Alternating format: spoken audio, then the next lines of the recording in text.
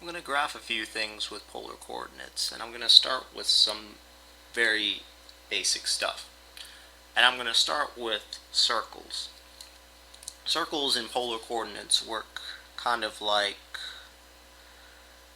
the way lines work in rectangular coordinates. So let me say I've got, I don't know, y is equal to 2. That would be this line right here. So no matter what x is, y is equal to 2.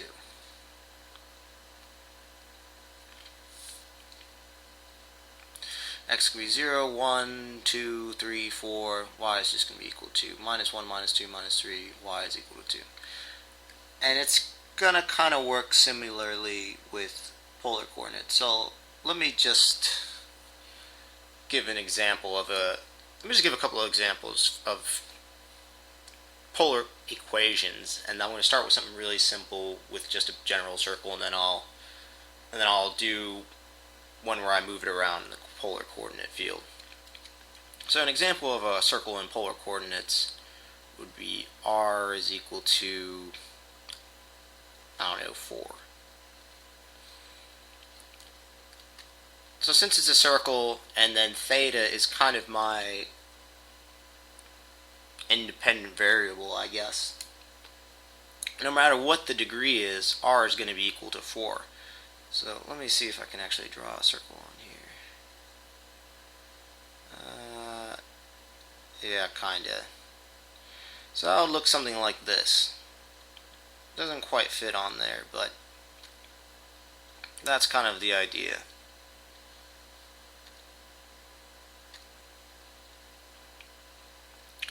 So no matter what the angle is, r is equal to 4. And this, funnily enough, is a function. Functions kind of work differently. I guess that's kind of a different topic, but I guess I might as well talk about it for a little bit. The functions work the way no input value, no x has more than 1 y. So every x has 1 y, and here every theta has 1 y. In the coordinate plane, I use the vertical line test, and if it hits it twice, then it's not a function.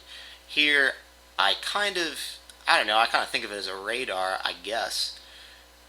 I kind of go out in lines from the center, and then if it, let's say I had, I don't know, some other thing over here, this wouldn't be a function because when I go out here, let's say 30 degrees, it hits it twice, so that's not a function.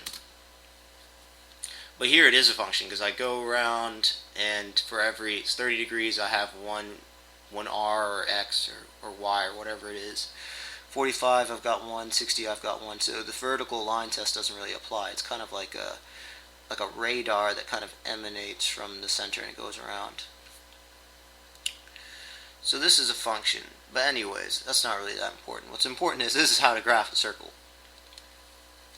And it kind of, as I do maybe in one more example, I should be able to kind of get the feel for it.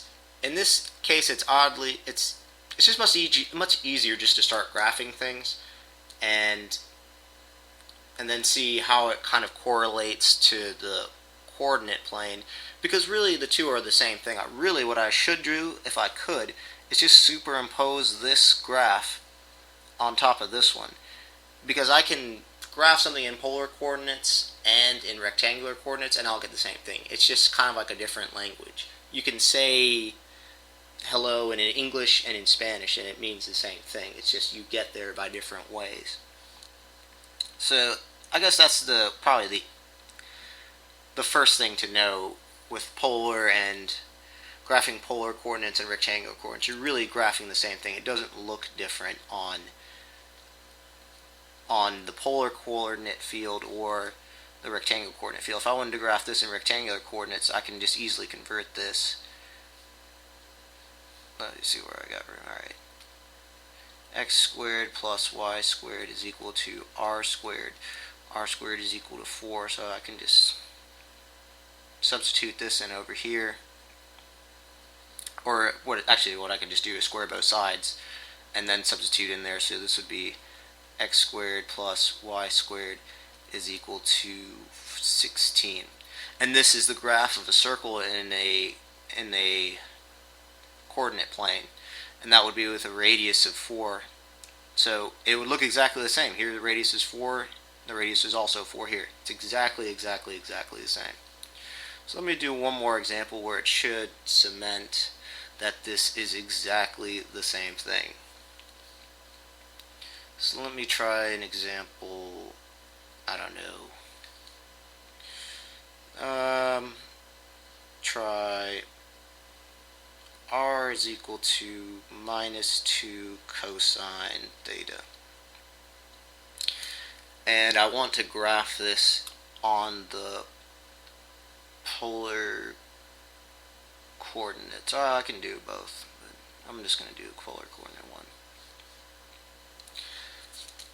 So for graphing polar coordinates, like I said, it's really the exact same thing as rectangular coordinates. So most of the time, what I'm going to be doing is just converting my polar coordinates into rectangular coordinates.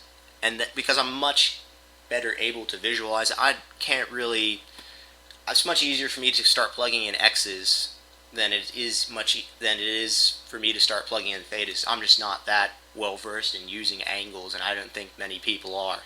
So really the easiest thing to do is just to convert it into polar coordinates, and then to look at that, and then kind of from there figure out what the graph is going to look like, at least in the beginning, once people become more accustomed to using polar coordinates. But like I said probably earlier, it's not as common for a long time. I think I've seen it before used in particle physics, and I'm pretty sure the only reason you would use polar coordinates is when you want to avoid problems where stuff just isn't functions.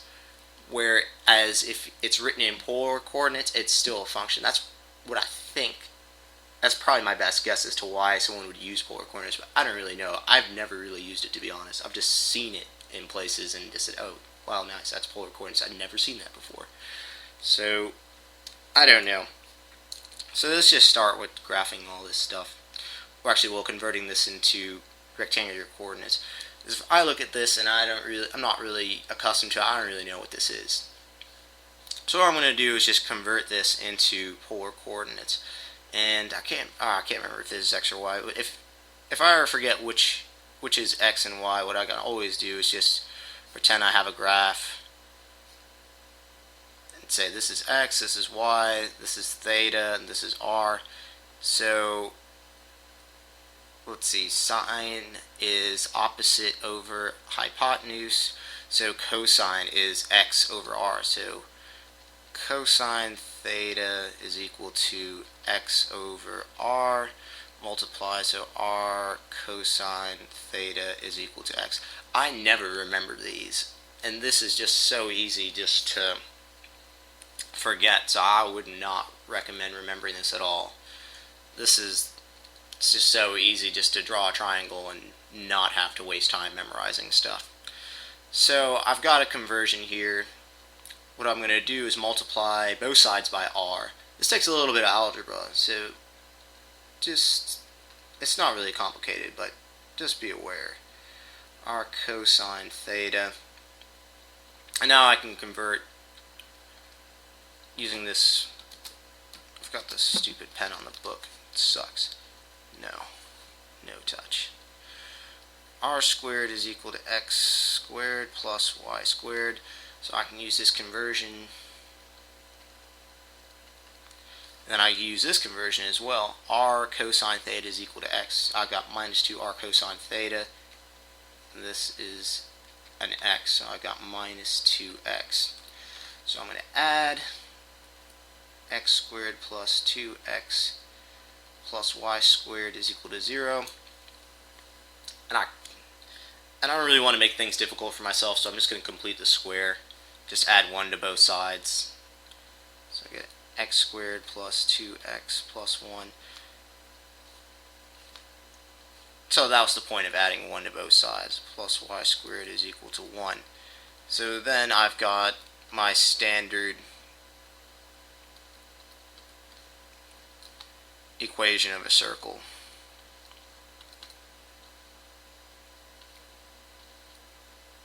Oh no, I'm stupid. So what does this mean? This means I've got a radius of 1,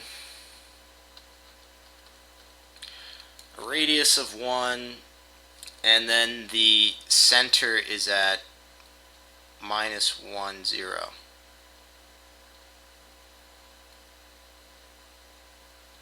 I think it was 8. Yeah, HK, whatever. Doesn't matter. This is the center. -1, 0. So I can just go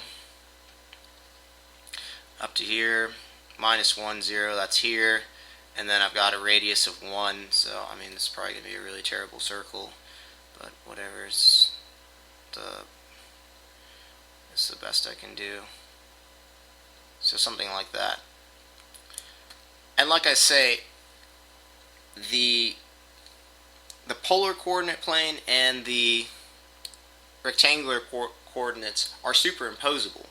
So what I can do, I can go to the radius of 1. See, if this was just r is equal to 1, then I would just have a circle here, but it's shifted over by 1, so it'll begin right here, and then it'll have that radius of 1. So it'll be like that. Let me just put a dot in the middle here. So this is where the center is. So I can shift it around like that. I guess that's really the point I'm trying to drive home with this. It's just the polar coordinate plane and the rectangular coordinate plane are the exact same thing. Like I said, what I usually think of it is just the same triangular system. It's just triangulation. You can put it in polar coordinates, you can put it in rectangular coordinates. It's all a triangle. So if I can graph it in my rectangular plane, then I can shift that graph into the polar coordinate plane. It's the same thing.